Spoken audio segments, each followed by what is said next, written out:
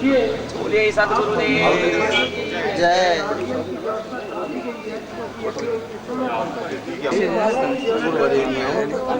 भर्गो देवस्य धीमहि धियो यो नः प्रचोदयात्। ओम भूर्भुवः स्वः तत्सवितुर्वरेण्यं भर्गो देवस्य धीमहि धियो यो नः प्रचोदयात्। शिवो रजसे शिवातुम्। ओम भूर्भुवः स्वः तत्सवितुर्वरेण्यं भर्गो देवस्य धीमहि धियो यो नः प्रचोदयात्। शिवो रजसे शिवातुम्। गुरुमंत्र विद्यात्। ओम परम तत्वाय नारायणाय गुरुभ्यो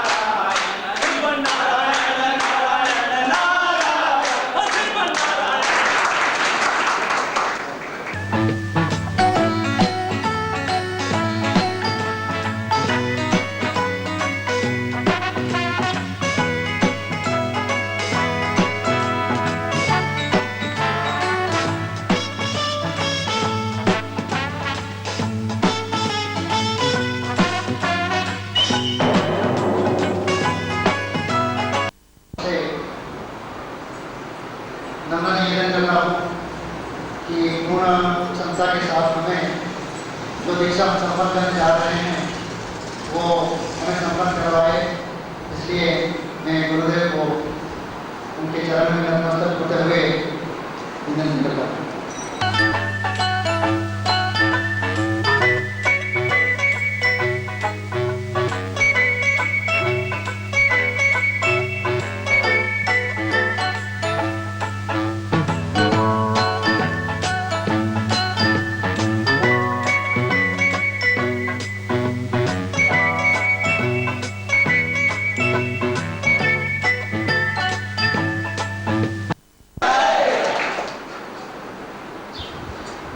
दीक्षा शब्द भले ही 2 अक्षरों का शब्द हो, मगर दीक्षा अपने आप में एक महत्वपूर्ण क्रिया है, महत्वपूर्ण तथ्य है, जो कि अत्यंत सौभाग्य से जब व्यक्ति अपने जीवन में समर्पित होता हुआ, अपने आप को पूर्ण लीन करता हुआ वैसी दीक्षा प्राप्त करता है जिसके माध्यम से इस जन्म के और समस्त गत जन्मों के पाप कर जाते हैं। व्यक्ति सही अर्थ यद्यपि इस श्लोक में मैंने आपको दीक्षा शब्द के बारे में स्पष्ट करते हुए सुबह बताया था कि दीक्षा का तात्पर्य गुरु और शिष्य का पारस्परिक स्नेह संबंध है। जब गुरु ये देखता है कि ये शिष्य हैं, चाहे अबोध हों, चाहे अजान हों, चाहे ज्ञान में इतने निष्णात नहीं हो, चाहे इतने विद्वान लोग होंगे, हजारों लोग होंगे, मगर ऐसी भावनाओं का उदय और संचार अपने आप में पुण्यों के उदय के माध्यम से ही होता है।